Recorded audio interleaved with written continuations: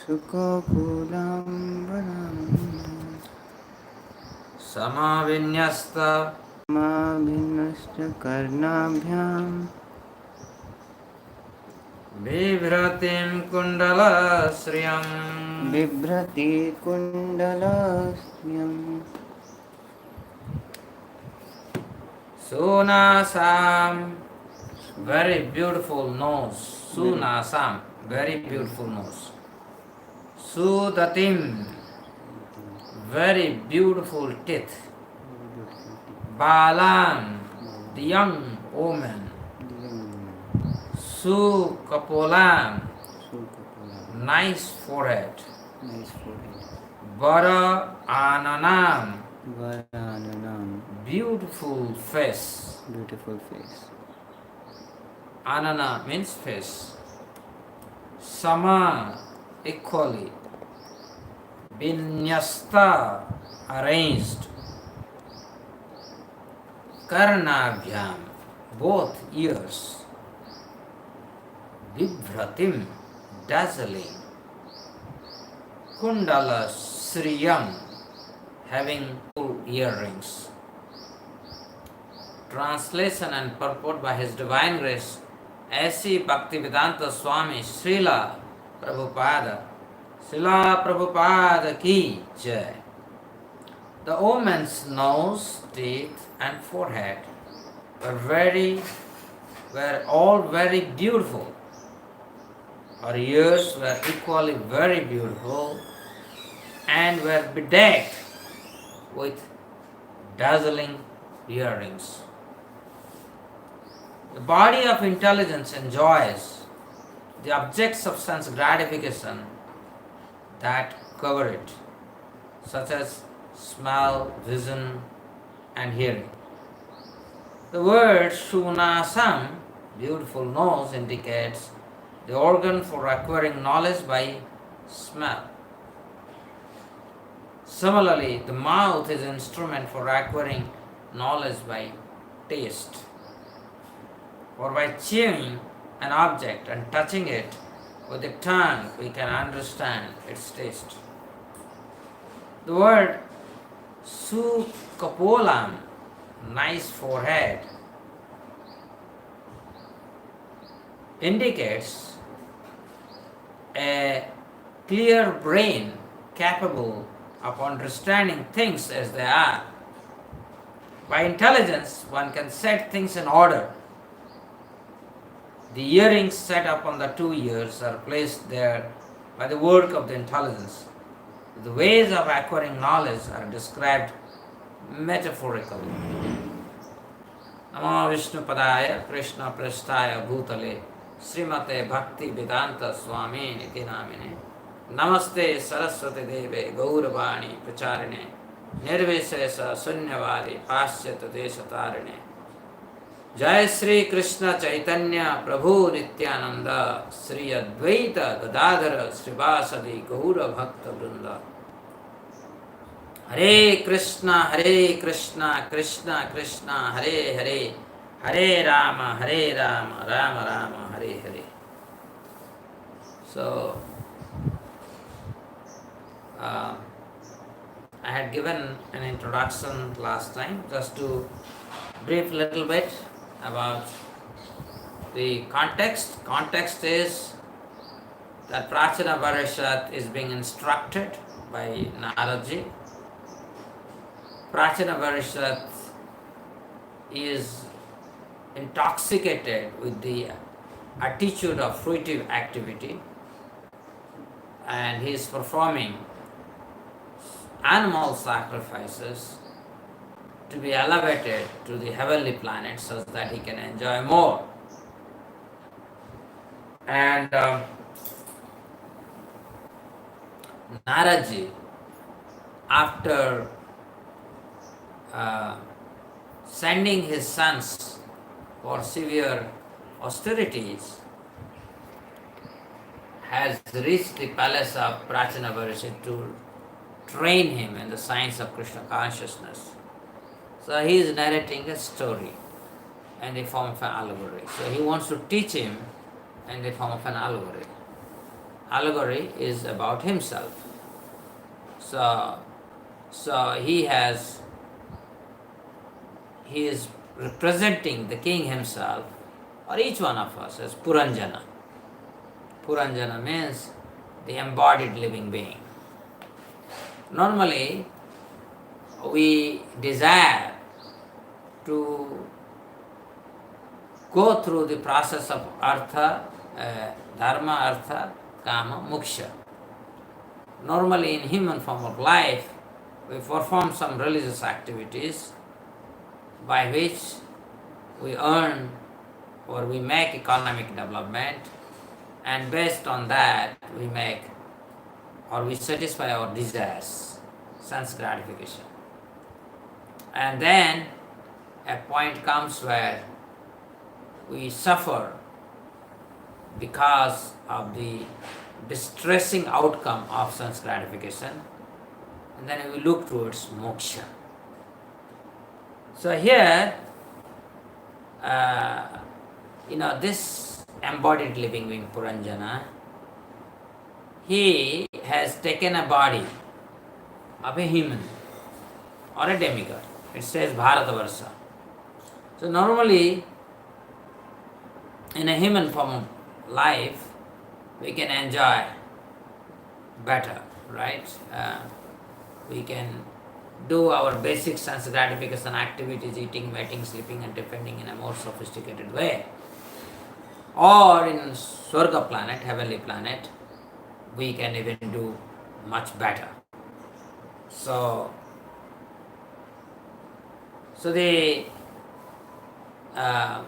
this particular verse is saying the woman knows that basically this Puranjana, after entering the city of the nine gate, the human body is a city of nine gate. Demigod's body are also city of nine gate. So he has either entered into one can enter into a body of a demigod or denizens of heaven or a human being. The result is same. What is that result? The result is we want to enjoy our senses. So here in allegorically, it is being told that he saw beautiful gardens. So what are those gardens? So gardens that gives us, that is sensed through vision or through visual perception, auditory perception, tactile perception, the taste perception, and the smell perception. So as he was wandering in the garden, he met a beautiful wife, a beautiful woman. Actually, this woman, allegorically, is our own intelligence. So if you look at here, whatever is being told in Sankhya Yoga by Lord Kapila, or whatever has been talked in Bhagavad Gita by Lord Krishna, so that Naraji has put in the form of an allegory. That is a conditioned living entity. We enter into a body that is made up of, 10 senses, 5 knowledge acquiring senses, 5 working senses, mind, that makes 11, 5 objective senses, so that becomes 16, and then we have mind, intelligence, false ego, and so like that, there are 24 elements. I am forgetting now the detail. So this constitutionally, we are encased in a body, right? And subtle body eternally has captured us. We will not be liberated unless and until we become freed from this subtle body. Gross body, we are giving up from time immemorial. So what I will do today, because this verse is about intelligence, I will focus on how material intelligence is only ignorance, right? It is actually there in the further description by Naraji. In fact, when the entire, you will see that as we progress, the Puranjana, after accepting the intelligence as the wife, he would start enjoying, and he would live in the city of 9 gates for 100 years. And then you saw in the form of Chandavega how Yamadutas would attack, and one has to, this entire fort will collapse, and finally Puranjana, being attached to the woman, would take birth in the next life as a woman. But in the body of a woman, the Puranjana would be more inclined to penance, austerity, the principle of Krishna consciousness. So she will be more dedicated to her husband, Malayadhwaja, who is more inclined towards truth. And so this story goes on like that. And finally, when the Malayadhwaja leaves his body, then the Puranjana in the body of a woman would lament, and that is the time Super Soul would come and will teach Puranjana in the body of the woman the real plight of a conditioned soul. So the Abhigyata, that is how Super Soul was described, and this Super Soul we never look at in the beginning, and only when we go through severe austerities, purification in the form of severe austerity, by performing severe austerities, penances, act of sacrifice, when we perform all those activities and accept the principle of Krishna consciousness, then we hear the voice from our wonderful friend called Super Soul. So after this entire allegory is spoken,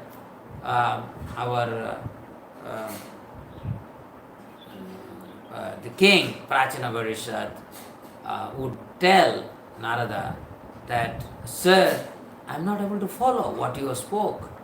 I am very ignorant. This allegory didn't make any sense unto me." And so again,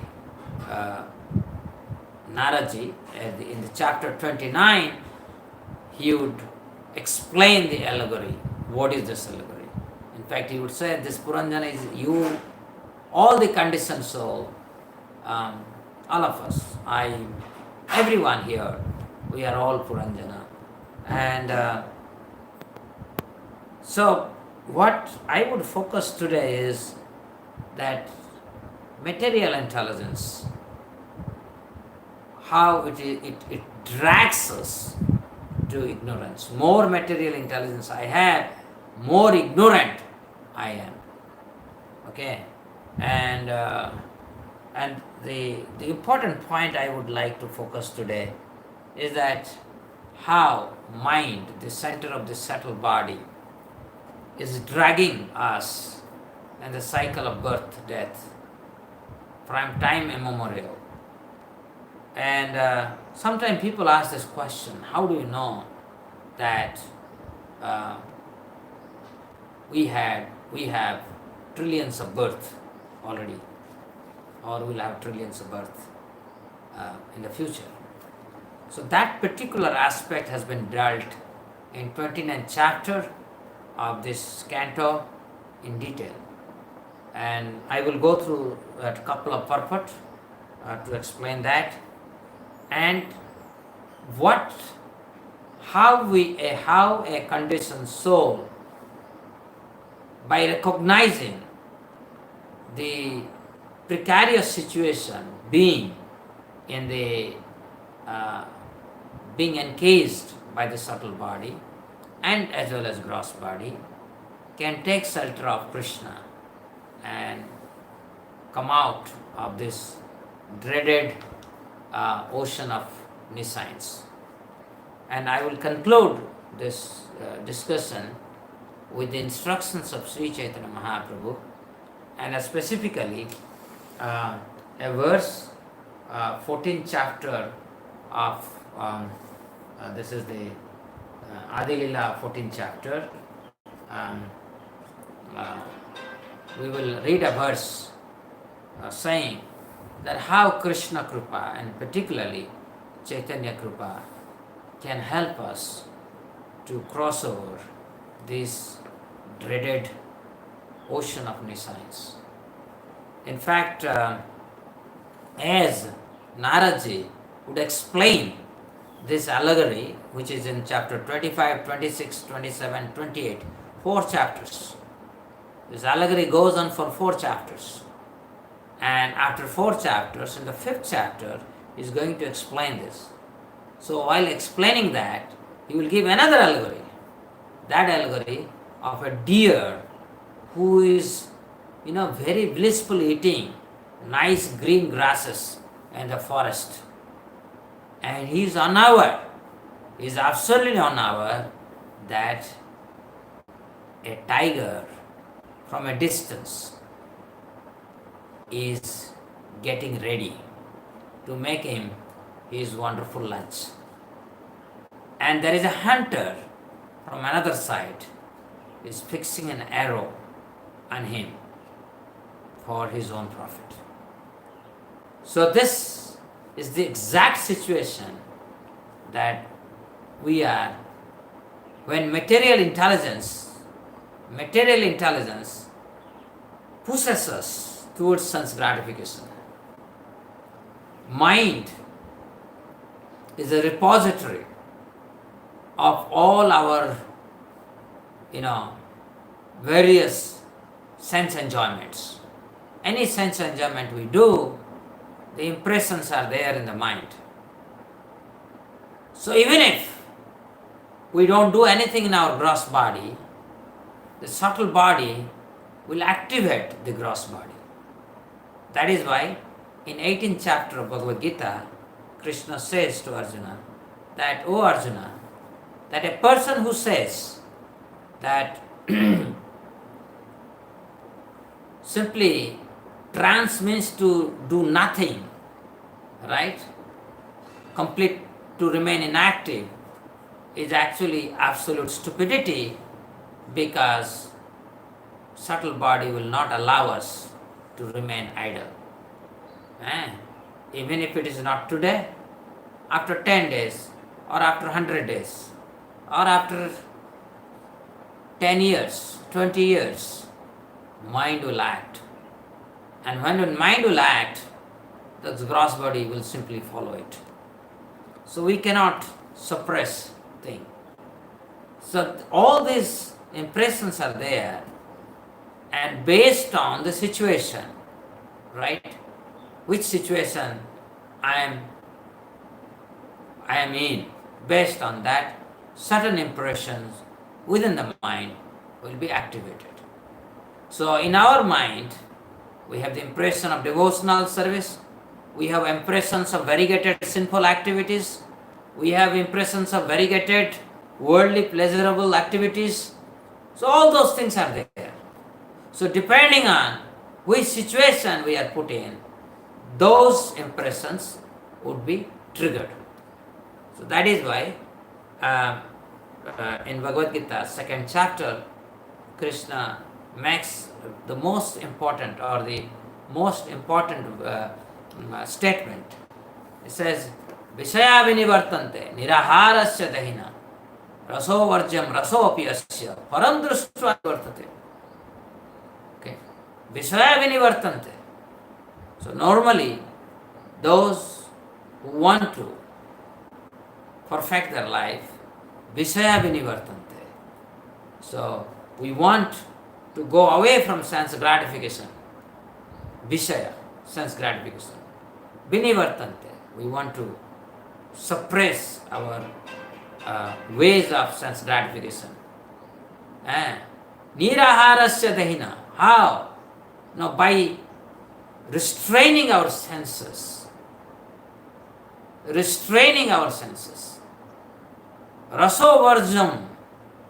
And we want to give up the taste, the mundane taste. We want to give up, right? By force.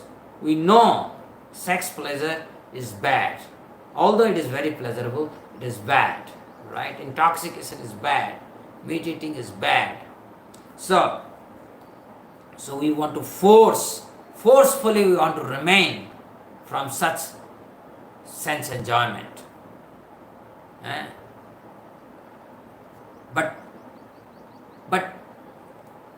even if we do repression, by repressing, if we would like to stay away from sense enjoyment, that is not going to succeed.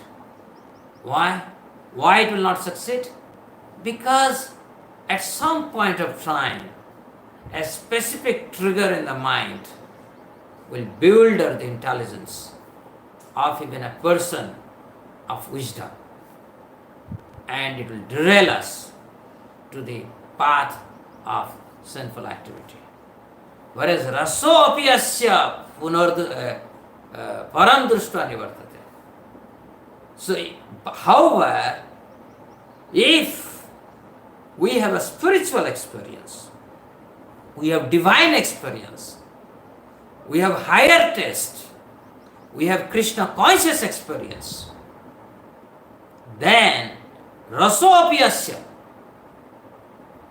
even if there is a tendency to enjoy is there within this body, param društva nivartate, that higher taste will drag us in a positive direction.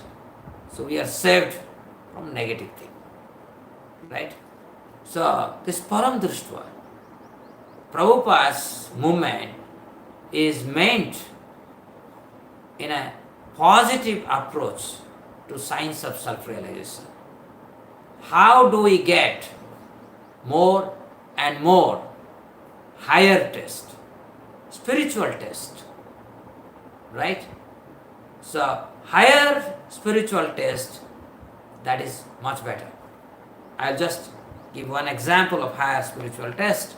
When I was preaching in Bitspalani long back, 1995, one student, he registered for his master's thesis under my supervision. So I told him, I will accept you as my student provided you attend everyday Mangalarati in my house. So that fellow, he was interested in a job and he was somehow interested to do a project with me, and he has to join the other devotees who are coming for Mangalarati. So every day he would come. So we used to have Mangalarati at 4:30, so he will come every day. So 1.5 years, without fail, he attended Mangalarati. But by that time, he was so fed up because he was not interested in practicing, right? But he was just looking how he can simply leave Bitspalani. That means he doesn't want to see me, right? So that was his status. And when he left, even he didn't inform me where he is going. He just fled. And at some point of time, long after, I think this happened around 1997 when he left, or 98. And I think 2007 or 2006, when I was giving a class in Bangalore, I saw him in the audience and I was pleasantly shocked. And then after the class I called him My dear friend, what happened? Eh? You were suffering like anything in my association, and suddenly I am so pleasantly surprised to see you again the devotee association. What has happened? So he narrated his experience. He said, I think some Bhavnagar or somewhere in Gujarat, he went to do his job, but after some time he realized that these are not very pleasurable. But the Mangalarati he was attending, that experience didn't leave him. Although he was not ready for continuing his spiritual life that time, but that spiritual experience of being early morning in Mangalarati was so eternal, so perpetuating, he hankered for it. And that hankering led him to leave his job, and he accepted another job in Bangalore where he met devotees. And then finally he got initiated and he is happily situated in Krishna consciousness. So this spiritual experience, param društva nivartate. So how hard we may repress our senses, if we don't take or don't endeavor to collect spiritual experience. Spiritual experiences are like wish-fulfilling chintamani.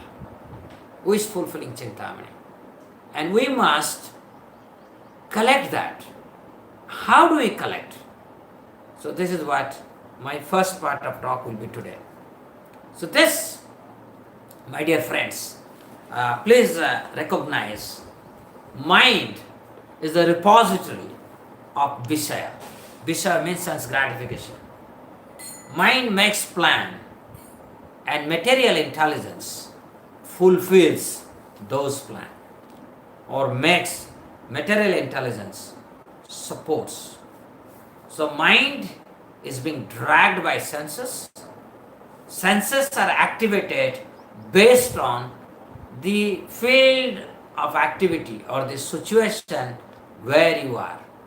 So if you situate yourself in mode of goodness, senses would behave differently. That would trigger mental impressions differently. If I am in mode of ignorance, then my senses would trigger those regions of mind that are having the impressions corresponding to mode of ignorance. So senses, they drag mind, mind drags material intelligence. So material intelligence is actually a form of absolute ignorance. Absolute ignorance. And this material intelligence helps us to do our sense gratification. Just like the allegory in 29th chapter, Naraji will give that the deer is enjoying green grass. Okay? So deer has worked hard. He has gone around the jungles and has figured out this is where I can do my sense gratification. Right? So material intelligence has worked very hard. But material intelligence is form of very ghastly ignorance, so much so that one cannot see multitudes form of death that is knocking at the doors of 9 gates, right? So whether it is the hunter who is who has pointed his arrow towards the deer, or the tiger who is simply looking at the opportune moment when to jump over the deer. So we forget, just like death. Death can come at any time. Death can come any time. Just like Prahlad Maharaj. You know, he was a small 5-year-old boy. His friends would say, Prahlad, let's let's play, let's enjoy. We have now interval. And Prahlad said, no, no, no, no, no, no, no, no, no, no, no, no. We don't know. We don't know.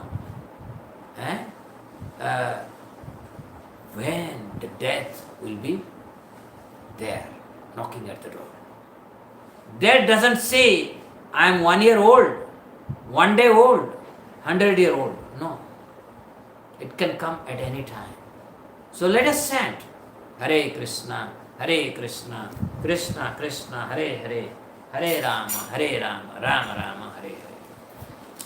So this material intelligence, sometimes we are born with very good material intelligence, right? And that makes us to enjoy as a very qualified engineer, qualified doctor, qualified lawyer, qualified even president or prime minister, and so forth. Okay? But what good of that material intelligence? Because all that we can do with that intelligence is how sophisticatedly we can enjoy our senses. We cannot go beyond that. Material intelligence cannot give us anything beyond sense gratification. Visaya visama visa satata khaino gaura kirtana rase maganana hoino. Narottam Das Thakur is saying, Visaya visama visa. Material intelligence can only help us to drink sense gratification. And what is sense gratification? Visa, visama visa, deadly poison. The sense gratification is deadly poison. And when we do sense gratification, we cannot remember Krishna. We will not be inclined towards path of perfection. So that is why in second chapter of Bhagavad Gita, Krishna says, that which is night for normal people is day for sages, seekers of truth. And that which is daytime for seekers of truth is night time for the sense gratifiers. So we have to recognize this. So material intelligence is very deadly. Like earlier if you go there, the description where this intelligence, what is this intelligence as a form, right? This is a form of a lady, right? It's an allegory, right? And it talks about two beautiful breasts of this two lady. And Prabhupada says the two breasts represent attachment and envy. This is material intelligence. So material intelligence, its two very intimate friends are attachment and envy. When I am envious, finished. When I am attached, I am in a andhakupa. So material intelligence, Krishna says in Bhagavad Gita in 3rd chapter itself, replace material intelligence by spiritual intelligence. How do we gather spiritual intelligence? By hearing Bhagavad Gita, by hearing Bhagavatam, and guide our mind through spiritual intelligence. And how we should cultivate spiritual intelligence? In 4th chapter, Krishna says, the process of acquiring spiritual intelligence. How is that? Evam parampara prapta. Through the process of Guru Shishya parampara. And in that parampara, tad vidhi pranipatena pariprasnena sevaya upadeshyanti te jnanam jnaninam tattvadarsanam. Okay? So, to acquire spiritual intelligence, I must always be eager to render some service. Prabhupada has given us a wonderful society, International Society of Krishna Consciousness. And we can accept varieties of service here. There are service of book distribution, there are service of cooking and distributing prasadam, There are services of speaking Bhagavatam, Bhagavad Gita to those who are less privileged. We have to make effort, endeavor to educate people in the science of Krishna consciousness. There are service, setting up preaching centers, setting up temples, varieties of service. Okay, services, educating kids, educating adults, educating young, educating old. Varieties of service we must accept. And to perfect our life, we should be genuine.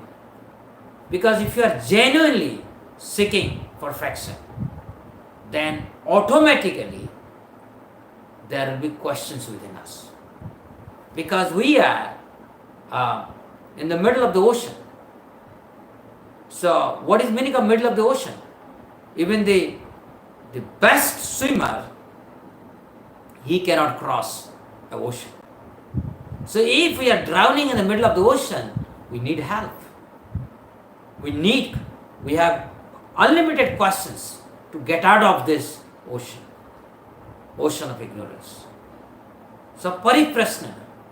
So we will seek answers to multitude of questions that will be generated within our heart, within our mind, within our intellect.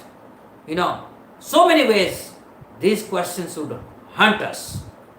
And from where we'll get those answers?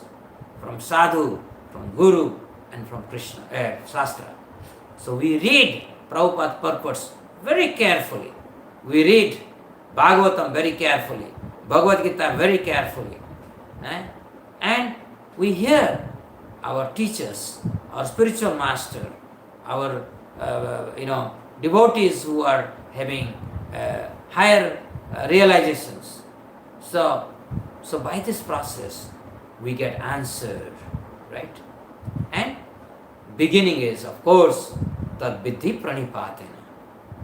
So we approach sadhu, guru, shastra, plus our service with proper etiquette, with humility, with simplicity.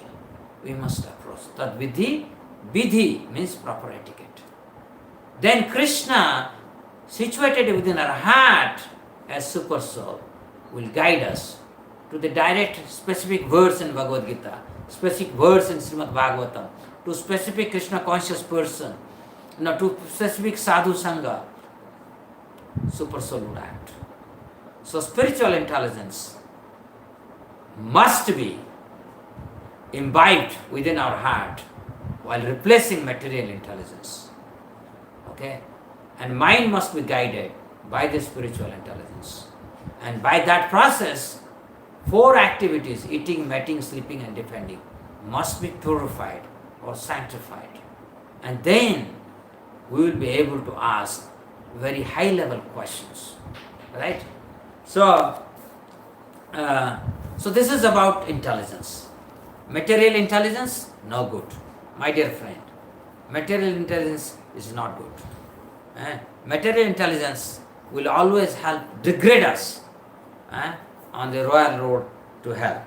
So I will tell you that this mind,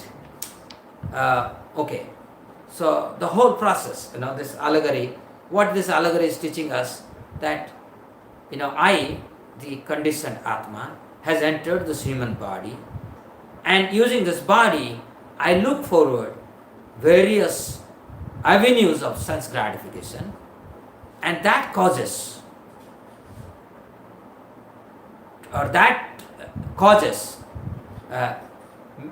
another hundreds varieties of body for me to go through. Because when I am looking for sense gratification, I may be looking for sense gratification that are very unnatural to this human body. So I may satisfy those sense gratifications in a body befitting a pigeon, a snake, or an animal. So this process of fruitive mentality creates future bodies for us immediately. Okay? And when Naraji in 29th chapter will explain the allegory and will give another new allegory, and then he would tell that, my dear king, today you are a king, tomorrow you may be a sheep, you may be a dog. Today you are in a male body, tomorrow you will be in a female body or in eunuch body.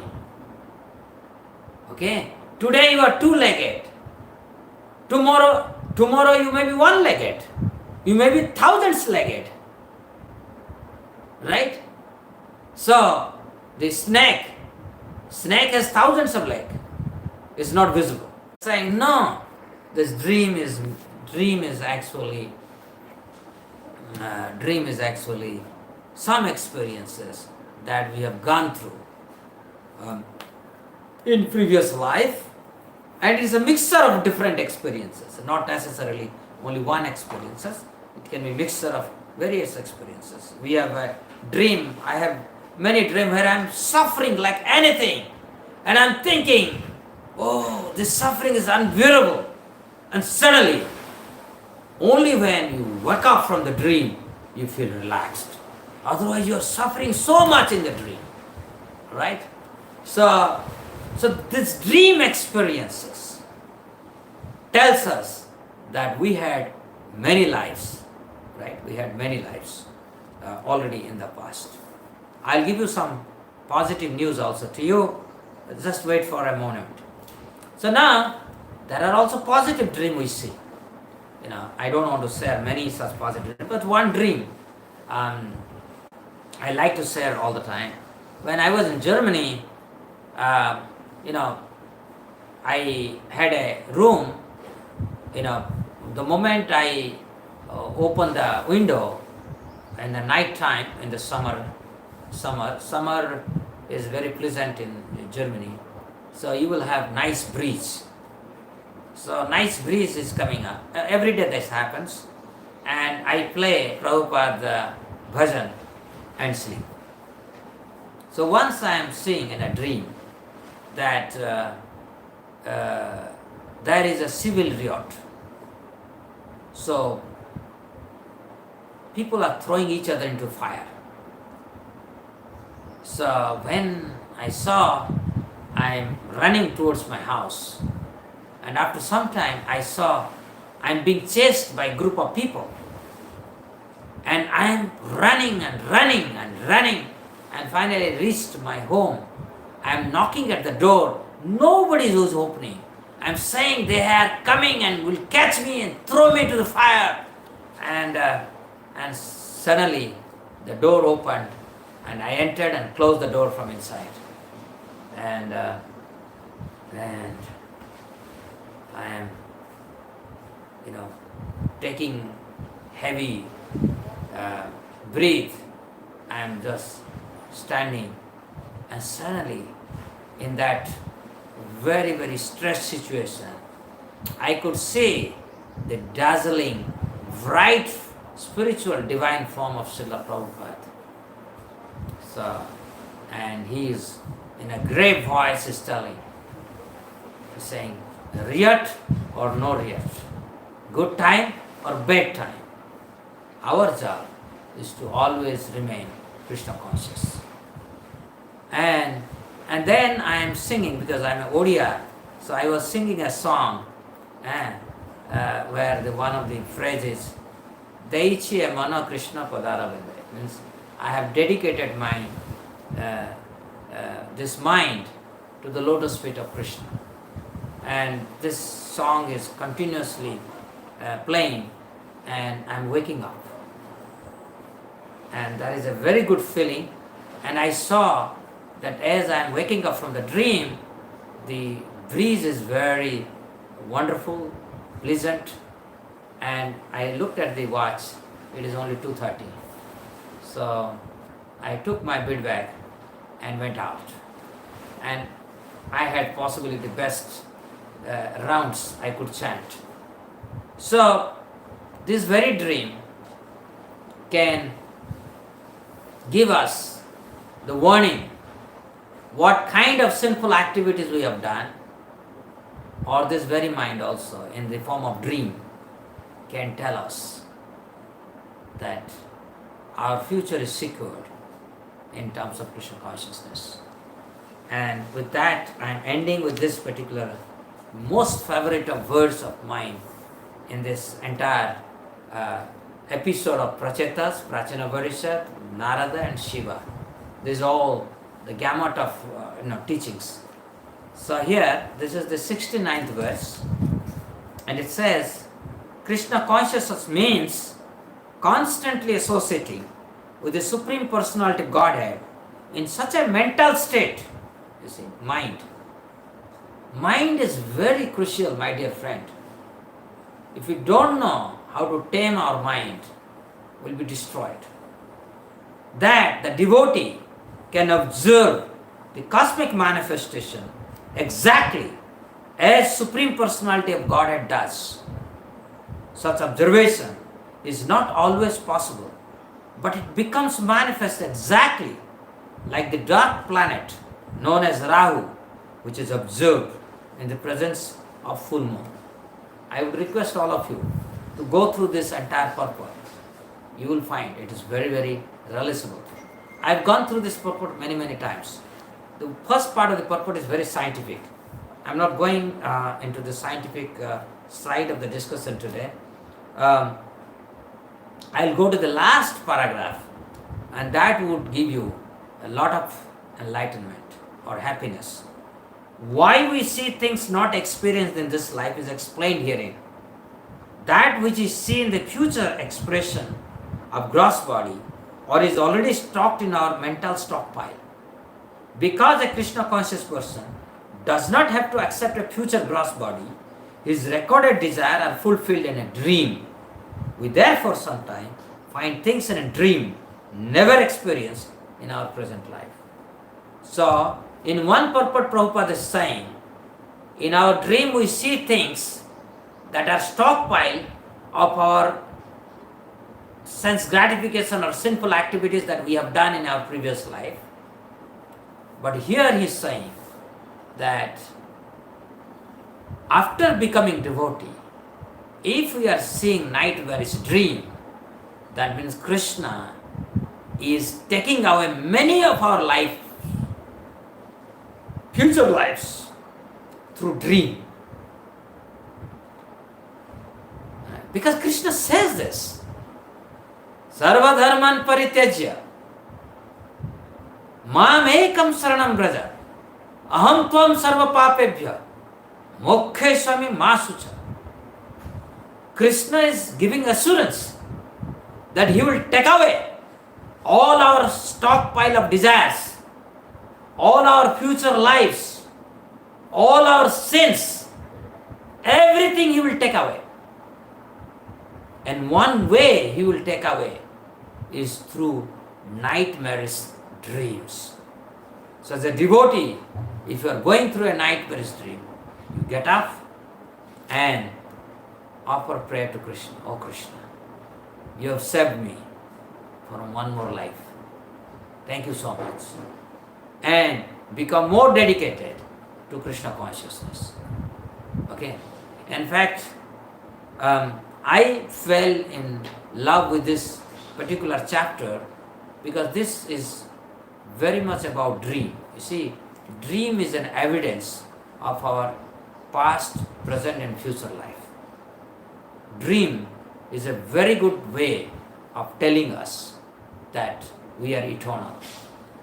Dream is a way by which we become aware of our subtle body in the form of mind, intelligence and false ego. So these chapters focus a lot about dream. And also in 10th canto, first chapter, there is a special section after the explanations Prabhupada gives purport. Then he has a specific addendum to that chapter where Prabhupada again speaks about dream. So there is another point Prabhupada makes. There is no distinction between daydream or a night dream. Just like in a night dream, suppose I am suffering in the dream, that suffering will end when I wake up. And when I wake up, I am also dreaming because my material intelligence is guiding me to sense gratification, which are ephemeral, which will come to an end. Right? So, real awakening is the Atma, the spiritual self. And that awakening happens by the process of acquiring spiritual intelligence. Let me, please understand this, that we need to be constantly soaked in spiritual intelligence. Because it is a spiritual intelligence that is our kavacha. Kavacha. It protects us. If I am impregnated with spiritual intelligence, more and more I do. That is why we should make a habit of reading books, hearing Prabhupada lectures of wonderful devotees. By hearing, by reading, by taking note, taking exam, spiritual exam, making quizzes. Recently, I did 2 quizzes on Bhagavad Gita.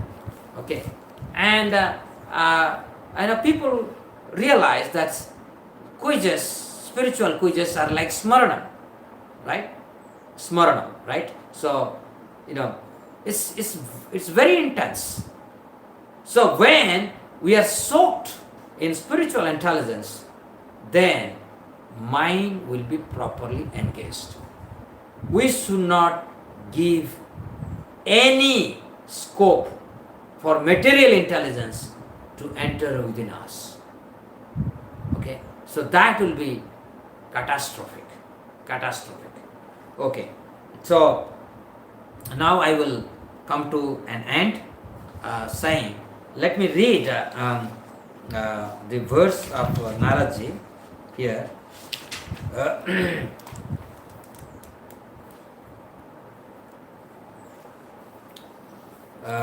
So as far the dream is concerned, Naradji is saying, sometimes in a dream we see something never experienced or heard of in this life, but all these incidents have been experienced at different times, in different places, and in different conditions. It's not I am saying, Narada is saying. So we need to accept this. I would like, maybe today also some of you can share your dream, one negative dream, one positive dream. And I will tell you that one way you can improve your spiritual life by recalling your dream. Every day when you get up, you have a diary and recall your dream. And I can tell you, this is a very guaranteed process of seeing how well you are progressing in the spiritual life. So before you go to bed, make sure you have chanted one round of chanting. You have read at least a chapter from Krishna book or Bhagavad Gita or something, or you heard something, and you have hearing, nice bhajan, and then you go to bed. And then every day you do recall of your dream. Just write down what you saw. Okay? And through that process, you will be able to dissect you as a wandering soul. The varieties of experiences that you will go through, it will let you know that we have gone through all the species of life.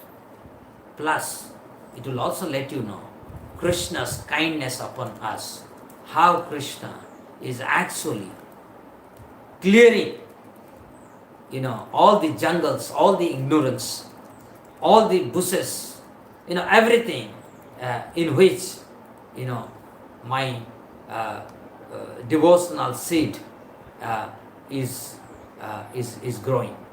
So, because I have to clean when I properly prepare the field, I must be very worried about different ways how I can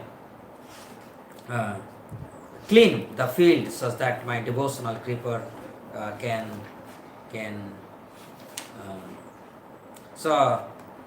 grow. So here it is.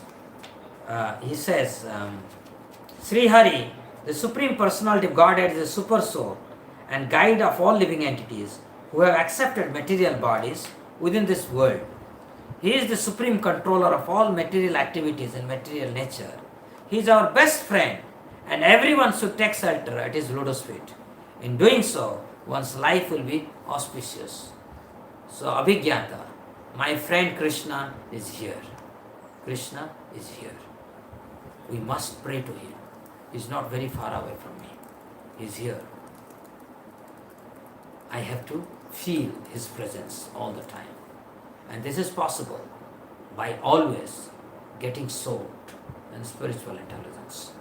I will, my dear friends, I will read a very wonderful verse from Sri Chaitanya Charitamrita.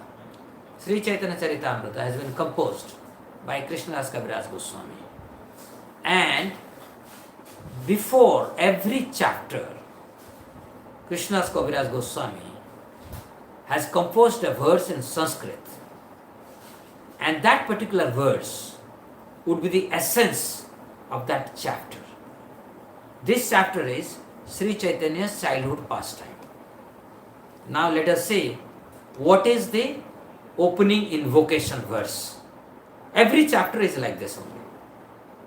So the verse is Kathanchana smrute yasmin duskaram sukaram bhavet vismrute viparitam syat Sri Chaitanyam namamitam. Things that are very difficult to do becomes easy to execute if one somehow or other simply remembers Lord Chaitanya Mahaprabhu. But if one does not remember him, even easy things becomes very difficult. To this, Lord Chaitanya Mahaprabhu, I offer my respectful obeisances. That means if we know how to take shelter of Sri Chaitanya Mahaprabhu, then the most difficult thing will become very easy. But if you don't know how to take shelter of lotus feet of Sri Chaitanya Mahaprabhu, even the easiest thing will become very difficult. And Prabhupada gives a brilliant purport. He gives three things. He says, using three examples, he explains how things which are very easy becomes difficult for materialist, and that which is very difficult becomes easy for the for those who are surrendered at the lotus feet of Sri Chaitanya Mahaprabhu. So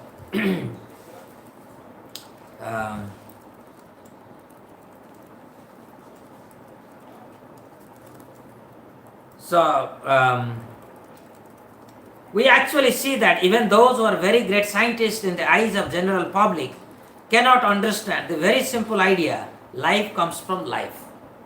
So Prabhupada is saying, life comes from life. It's a very difficult idea. It's not a very easy idea. Scientists having degrees, PhD, DSc, publishing high quality research papers in Nature and high quality journals, they cannot figure out life comes from life. But those who took shelter of Srila Prabhupada's message and his lotus feet, we are all able to understand very easily, life comes from life. This is one example. Then he says,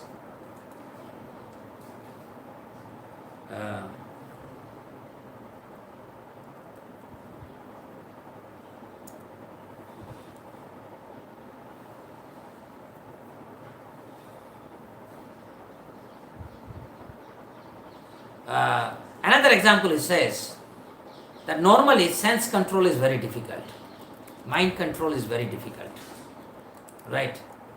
And but when we came to Krishna consciousness and we followed the instructions of our teacher, immediately everything became very easy for us. We could get up for Mangalarati very easily. We could chant rounds, not 16 rounds. We chanted 70 rounds, 80 rounds, 100 rounds. We never thought that there is something beyond chanting Hare Krishna, Krishna Krishna, Hare Hare, Hare Rama, Rama Rama, Hare Hare. And obviously, the controlling the senses becomes so easy. So, even the yogis, they find it very difficult to control the senses. But by taking shelter of Sri Chaitanya Mahaprabhu's message and sharing Krishna conscious principles with others, it becomes very easy to control our senses. And third example, Prabhupada is saying, writing books, right? And Prabhupada gives, of course, the example, indirectly about himself. You see, he went with 40 rupees to America, but he produced 80 volumes of books. Without literally any effort in 10 years. To produce a book like us, it will take years and years and years. But Prabhupada wrote all these books simply being inspired by Krishna. When Krishna helps us, we write, the empowered personalities that write books. So, Prabhupada gives these three examples that sense control, life comes from life, writing books glorifying Krishna becomes so easy when we take shelter of Sri Chaitanya Mahaprabhu. So, my dear friends, Puranjana is an allegory given by Narada for the purification of Prachina Varishat, and we are like Prachina Varishat, one of the Puranjana, and we have very wonderful opportunity by the mercy of Sri Chaitanya Mahaprabhu. Recently we are reading Brahma Samhita every day, and Brahma Samhita is a culmination of Brahmaji's austerity, being initiated by Mother Saraswati, the concert of Vishnu in the Gopala Gayatri mantra, Klim Krishnaya Govindaya Gopijana Vallabhaya Swaha. And that very mantra transports Brahmaji from the abyss of darkness to the topmost spiritual planet, Goloka Vrindavan. And Brahmaji sees there the 1,000-petaled lotus, golden lotus, in the Yamuna water. And every petal is abode of millions of gopis. And in the middle, the whole of that lotus is the divine abode of Sri Radha and Krishna. And the essence of this spiritual abode is captured in the verse Ananda Chinmaya Rasa Pratibhavi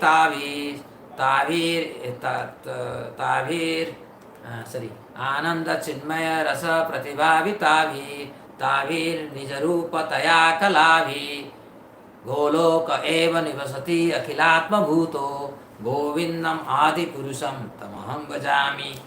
And there it says that I offer my humble obeisance and worship to Govinda, who is situated in Golaka as Sri Sri Krishna and Radha. And Radha has expanded herself to unlimited gopis, and all of them are being nourished by Krishna. Ananda Chinmaya Rasa. They are nourished by Krishna in the 64 different arts. Okay? So every rasa takes a shape of an art, and Krishna nourishes his own expansions, first in the form of Radharani, and Radharani expands herself further, right? And this beautiful manifestation of the beautiful absolute truth is being worshipped by the very people here. So that is there. that says, Yadbhava bhavita dhiyo manujastataiva samprapya rupa mahima sanayana bhusa sukte remava nigama pratitaistu banti govindam adi purusam tamaham bhajani. So this is very inconceivable. So this description that Brahmaji is giving, this is the description of the spiritual world. Using our material intelligence or material experience, we can never reach out it. Either we have experience of that or we don't have this. We can listen it, appreciate it, and pray to Krishna. One day by chanting purely Hare Krishna Maha Mantra, we'll have that experience. Right? But in this particular thing, Brahmaji is saying, Manuja means we all. Right? By practicing Krishna consciousness, perfecting our life, okay? Yadbhava bhavita dhiyo manuja astataiva. By completely soaked in Krishna consciousness, manuja astataiva, samprapya, by getting. When I perfect my life by chanting Hare Krishna, Krishna Krishna, Hare Hare, Hare Rama, Rama Rama, Hare Hare, this Mahamantra gives me samprapya rupa. It provides me spiritual body. Mahima, it gives me opulence. Samprapya rupa mahima. Asana, yana, it gives me my home. It gives me my vehicle, transcendental vehicle. It gives me the bhusa, a spiritual body adorned with spiritual ornaments. And in that state, I worship Govinda. So that is, when we worship Govinda, we are not like big mangas beggars. Anybody who knows the purity of Hare Krishna Mahamantra, the absoluteness of Hare Krishna Mahamantra, he knows the essence of everything. So, Chaitanya Mahaprabhu was asked this question by Satyaraj Khan, what is the duty of a householder? Okay? And Mahaprabhu would answer this question many times in a different way, and he would give almost the same answer. He says a householder should chant incessantly Hare Krishna, Krishna Krishna, Hare Hare, Hare Rama, Rama Rama, Hare Hare. In addition, a householder should serve all those devotees who are chanting incessantly. Thank you very much. Hare Krishna.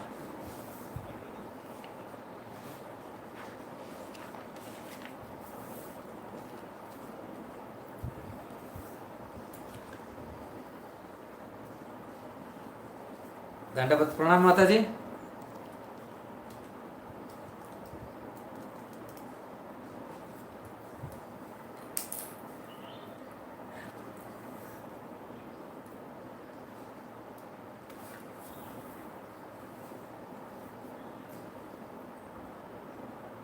Would you like to share some experience, Mataji? Right.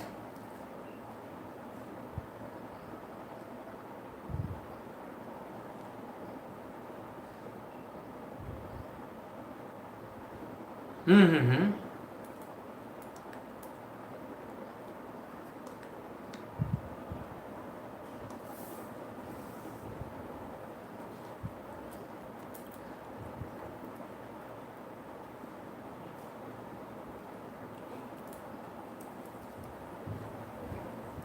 Actually, we did some experiment, but not regression therapy. But there are in sleep and dream, there are a lot of research. But unfortunately, these people who are doing research, they are not educated in Krishna consciousness, and that is why they are bewildered by this study on sleep and dream. We did a research, and we will continue this research further. I have 3 more PhD students to work on it. But we did a research where that at this particular moment, majority of our students are going through nightmarish dream. They don't have a good sleep. They cannot sleep properly. When they wake up, they don't feel fresh. They feel lethargic, lazy, and sleepy. So, And we did research on that. So I can give you a little bit of explanation. We actually have written a paper on that. We are going to submit that to a journal. So what I did is that I did a cognitive behavior therapy. So before people go to bed, so we had some 30-40 subjects, and these subjects we had a questionnaire, and we would ask them question about their sleep habits, when they go to bed, what do they do, what kind of, whether they feel fresh or not. So these are a general questionnaire we ask, and we made this questionnaire by consulting to a sleep specialist in a medical college, a professor of sleep specialist. So once we made that questionnaire, we would give and we will collect that answer, and then I will administer these people a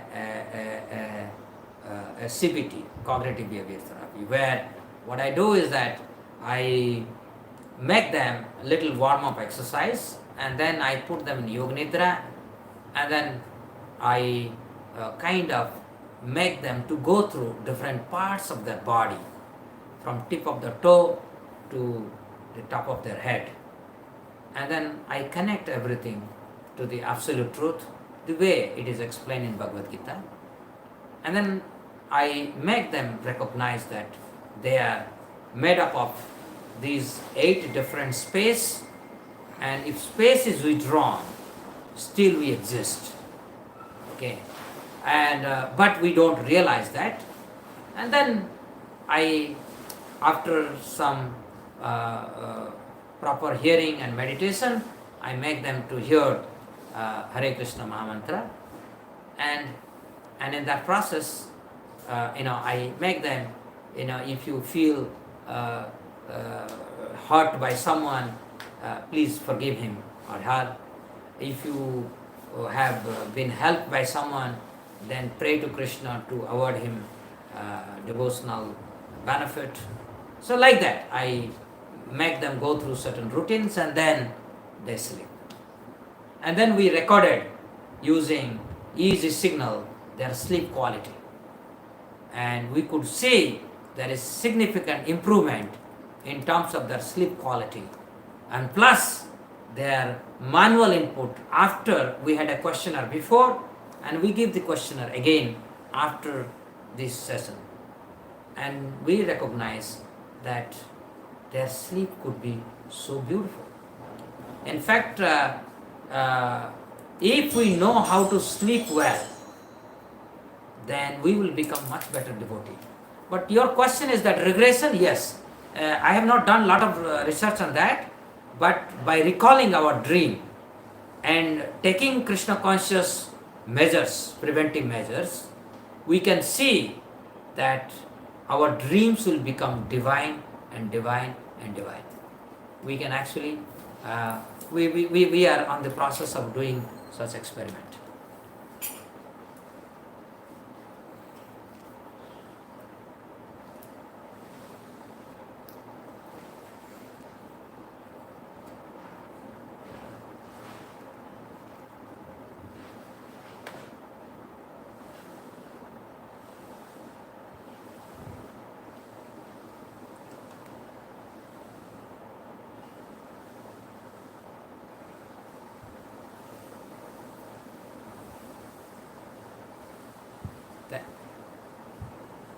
Thank you, Mataji. I will do so, sure.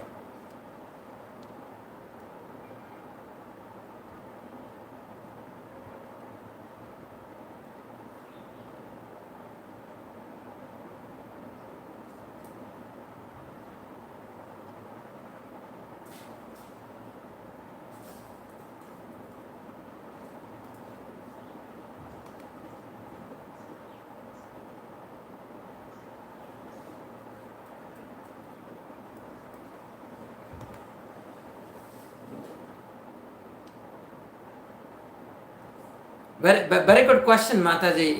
You asked this one. Let me tell you.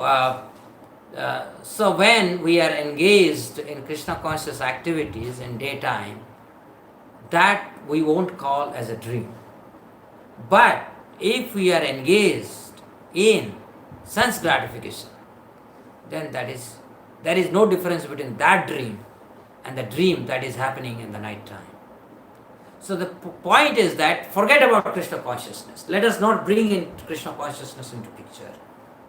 This daydream and night dream, Prabhupada has given,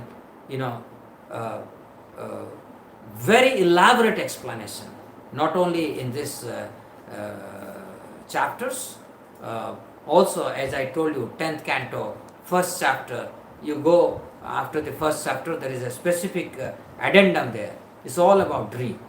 You see, why our seers of truth, they focus on the dream? Because we all have experience of dream. And many times, there will be many nightmarish dream, and we will be suffering. But the suffering ends the moment we get up. The moment we get up, suffering ends. So similarly, in the daytime also, all our so-called engagement is also dream. And that dream will finally end when our spiritual identity is awakened. So whether it is a daydream or night dream, why they are dream? Because they do not pertain to our real self, that is the servant of Krishna. I as a servant of Krishna. So all the actions that is happening, whether it is a daytime or night time, when I am not connected to Krishna consciousness, I am ignorant. Right? These are all dream. They are just happening. It has nothing to do with the soul. So when soul is awakened, then we will say whether it is night dream or daydream is all finished. So in that sense, what is the meaning of dream? Dream, that which is not real, that which is temporary, that has nothing to do with myself. That is meaning of dream. So whatever we do, in whether in a day or it is happening in the dream, they are not connected to the self proper. That is servant of Krishna. Did I answer your question? Yeah.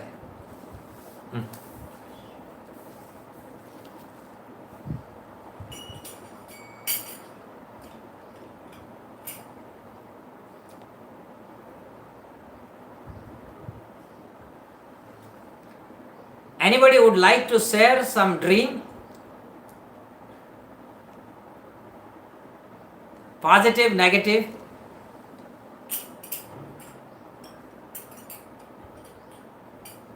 Yes.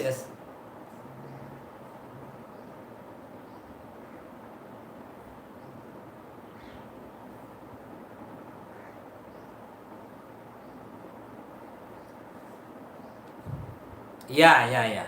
But that is also written here. Prabhupada says, not only dream, also weird thought. Both. Yes. That is also impression within the mind.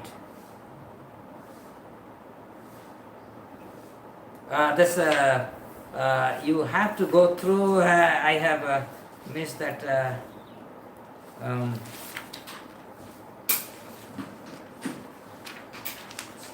So 29, you see that 29, I read the purport of 66th verse, right?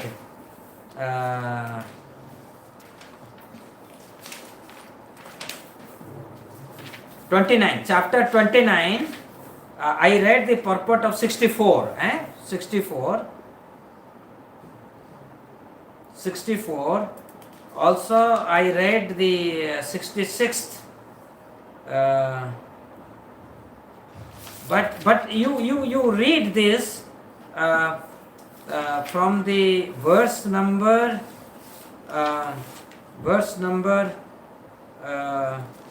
64 onwards, 64, 65, 66, 67. Sometimes in a dream we see something never experienced. I have read what you said, the word thought, that is also explained here. See, So from 64 to 69, kindly go through. You will find the thing, and I will go through it, and I will pass on that message to Guru Gaurang Prabhu, and then he can pass on to you. Okay?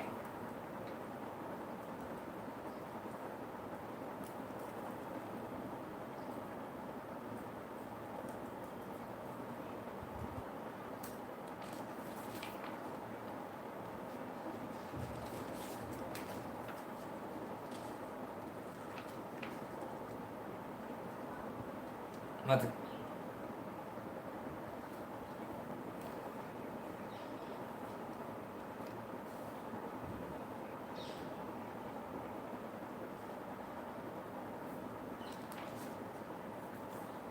Oh, I have also similar thing. Yeah. You see that? Do you think that whatever your experience throughout your sojourn and my experience throughout my sojourn, is there any difference? Tell me. There will be no difference. We have gone through the experience in all those 8.4 million different species. To experience that you will have and I will have, or I already have or you have, there is no difference. Please have this idea just embedded within your consciousness. This is true. I have seen that many times falling from the cliff. Yes, please continue.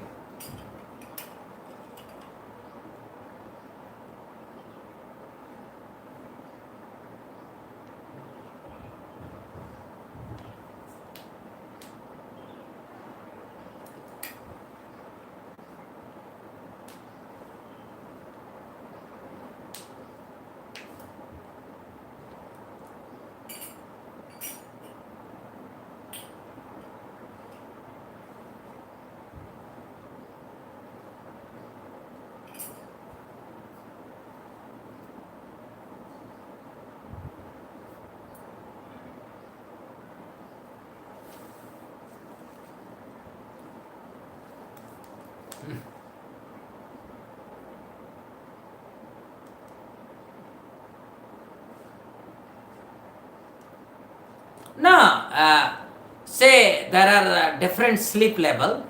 Sleep level 1, sleep level 2, sleep level 3, sleep level 4. Right? So, the dream level sleep, normally, there the consciousness level is high. So, I don't have a PPT, otherwise I would have shown you. Maybe sometime I will show you some PPT also on this sleep and dream PPT. Sometime I can show, because this is something interesting, because we all sleep, we all dream. These are very personal experience and they are very scientific. They represent our journey. So this many dreams that we don't remember when they are happening near deep sleep. And so normally if the dreams are happening in the very middle of, see, normally you get a good sleep. Okay, because all of you are hearing now about sleep and dream, let me tell you, because I do research, so I will tell you the best sleep that you can have is between 9 to 2.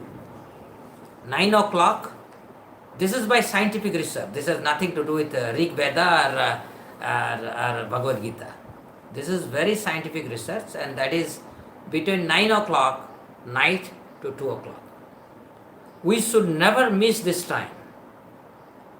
So 9 to 2, that is 5 hours. And suppose you need 7 hours, then you add 2 more hours. Okay? So 9 to 2, so you make it 9 to 4. If you need 6 hours sleep, then you make it 9 to 3. So, but 9 to 2 must be there in your sleep. You must make sure this. Okay?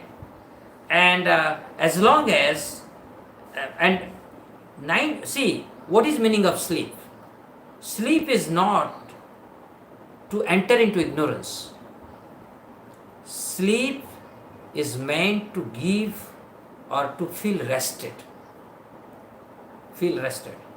According to science, we have REM and non-REM sleep, and these sleeps are necessary because our memory is repaired, because throughout the day the brain has been functioning, so some repairing work must go on. So that happens actually during those dreams. That is the scientific finding. So, but the point is, 9 to 2, if we are sleeping, then we will feel properly rested. So when you get up, you are feeling fresh. That, I have really made up of my sleep. But if I get up and I'm not feeling fresh, that means I have to work for it. I should not take it for granted. And a day after day in, day out, if every day I wake up and still I don't feel leaving the bed, so that's not good. So I must add the mode of goodness into my way of sleeping. How is my bed, where it is situated, how I am going to bed, the mode of goodness. The room must be very dark. When we sleep, darkness. So half an hour before I sleep, my room must be dark. And within that half an hour time, I must be praying to Krishna. I may be reading Sikhashtakam, I may be reading Brahma Samhita. Something I must read during that half an hour. I must meditate on thanking all those who helped me to remain Krishna conscious today, to be grateful or to forgive. Forgive is something very important, or tolerate. So some of the things that those half an hour dark period, we should, before we allow ourselves to enter into rest. So your question is that, yes, if we don't remember some of the dream, no problem. Most of the dream we don't remember. We must know this. Most of the dream we don't remember.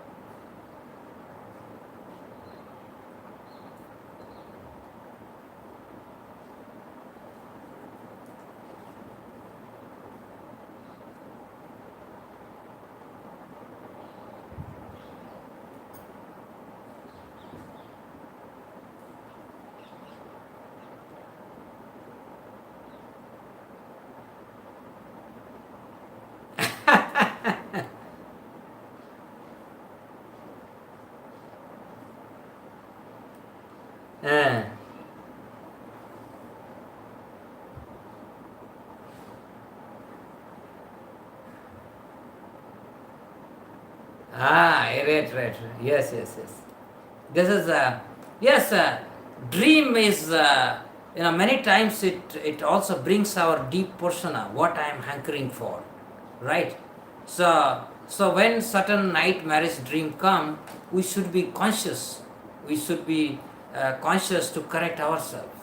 Suppose some weird thought or weird dream comes, dream concerning my lust or greed is coming, or so then I must be very careful about my Krishna conscious practices. So dream is an indication of my progress in spiritual life.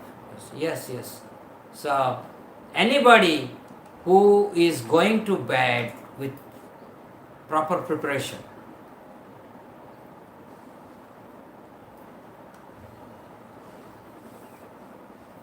So there was some echo there. So please make your bed always clean, a clean bed sheet, simple bed. You know, sometime you can play classical music, you can play Hare Krishna Mahamantra, soft Hare Krishna Mahamantra, and then start meditating before you go to bed. That's the best way to go to bed. And you know, I'm 100% sure that as long as we practice, see, Krishna consciousness is a way of life. We all of us, we have spiritual intelligence, right? By Prabhupada's mercy. So it is only how we convert that spiritual intelligence into our action. Okay, so that is, so sleep is certainly one of the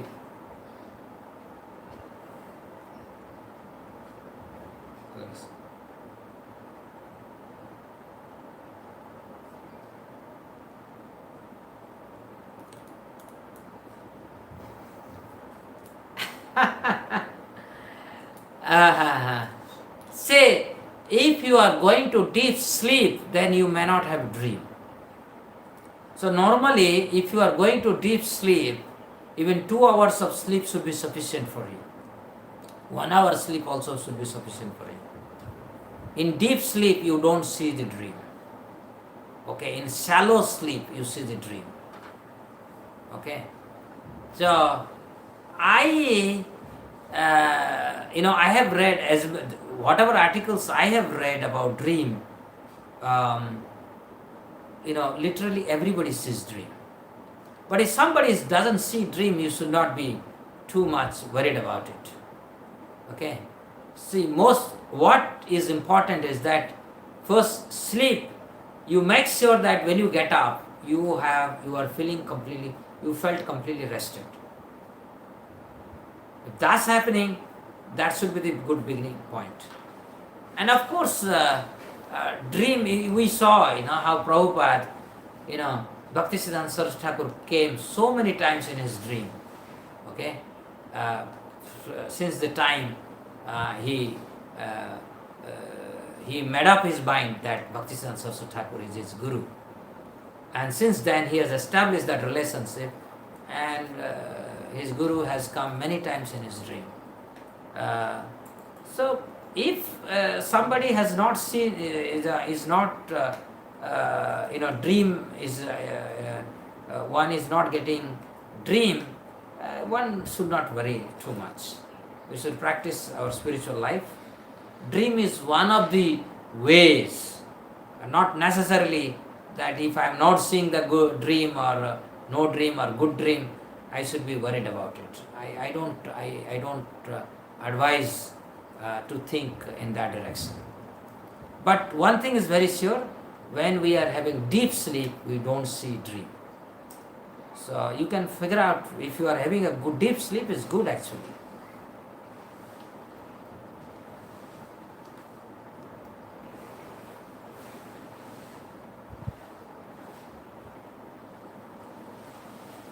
Sure. Yeah.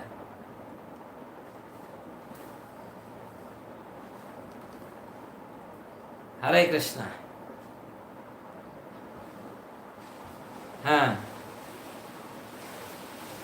अच्छा, चाहत, हाँ, अच्छा, चैतन्य भाव, चाहत.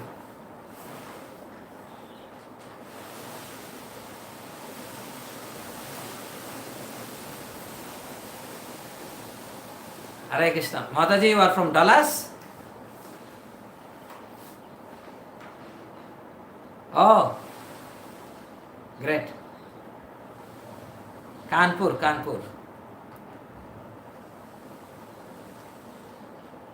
Sure. Hare Krishna.